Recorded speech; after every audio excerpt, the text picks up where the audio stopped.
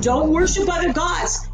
Our God is a jealous God. Now, does God really get angry? Does God really get jealous? And the answer is no. Absolutely not. God does not get angry, because to get angry means that God goes from a state of calm to a state of anger. That means we can control God. Like, because in Isaiah, if you look at like Isaiah 53:10, he says it was the Lord's will to crush him and cause him to suffer. So That's this is right. another one they use. Okay. And it was, because we don't deny that God the Father and the Son and the Holy Spirit had this as a plan of salvation. So this idea that somehow sacrifice means payment is also not part of the early church or of Judaism. Sacrifice is not payment for sins. Completely pagan idea. Totally. What you just said about that view of sacrifice and the early Jews and how they did it at the temple watching, that just like changed my whole paradigm hearing the way you explain that. So I hope everyone listening we must interpret the scriptures properly. We have to have theological knowledge. We have to understand heresies.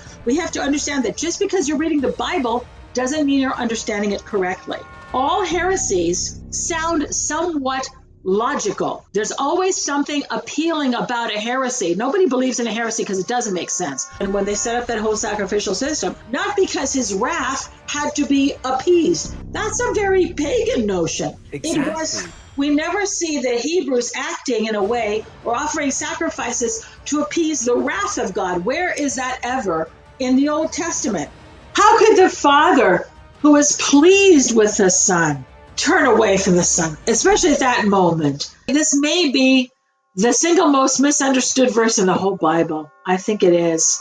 I haven't been a Christian very long, but I've been very immersed in the world online and seeing this through a lot of different lenses. And I would have to say a lot of people just don't get this because everything you just spoke about, it speaks to that whole mentality. It's like, that's completely wrong. That misses, where's the love? What you're pointing out is a problem that people have because they don't understand church history and they don't understand theology, and they're just kind of making it up. So they keep recycling these old heresies out of ignorance, frankly, because when we say things, they have real consequences. If you say he didn't have a human will, then you're saying he's not fully human.